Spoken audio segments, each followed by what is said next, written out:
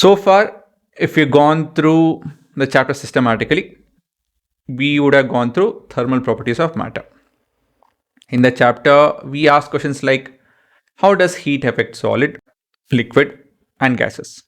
How do material expand? How do they contract? How do they conduct heat? How do they store energy? Thermal energy, that is.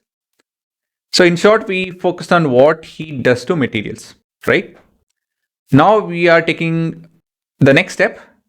So instead of asking how material behave microscopically, we are asking questions like what laws or how does heat, energy, and work behave? Can we make out laws out of that?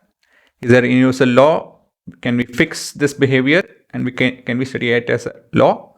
And yes, the answer is yes, we can study it as a set of laws. So in this chapter, that is the chapter of thermodynamics, it's about understanding why things get hot or cold, how heat flows, and how heat can make system move, expand, and produce work. So basically, we'll end up with introducing a theoretical engine, an ideal engine. So that is the gateway to building actual engines. So in this chapter, we are not going to worry about atoms or molecules per se, but deal with macroscopic system.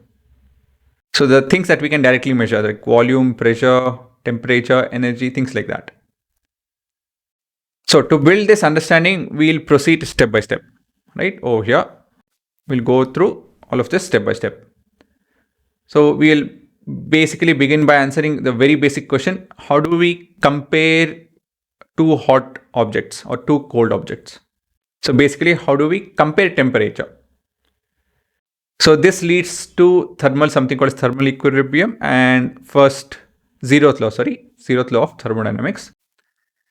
Then we will define what we precisely mean by heat, internal energy, work, and formalize their relationship using the first law. Okay. So after that, we will study how gases behave using state variables and state equation under specific heat capacity. And then we move on to thermodynamic processes that helps us discuss about how a system can move from point A to point B, how well can it move. So I think after this, it will be a bit too vague for me to go through this now. So these are the headings. That's all. I'll leave it at, right? And yeah, how or what does this chapter help us answer? It will help us answer or understand all of this.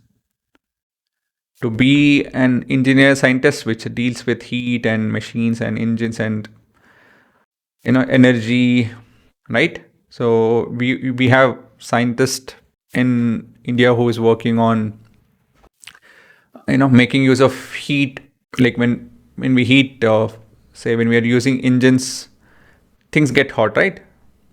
So how do you make use of that energy also? So there are a lot of research going on in this domain, and of course this is the main thing. India imports 80% of its energy. So that's a huge requirement. So our money goes off there. Of course, there are a lot more other factors. If money within India, the tax is used well, that's a different story. But apart from that, we are hugely dependent on outside for energy. So for us, this is a big should know chapter per se. Dealing with this and making the best use of the energy we have. If we are able to do that, we will be a lot more sufficient, and hopefully things will get better, even more better actually, in the future.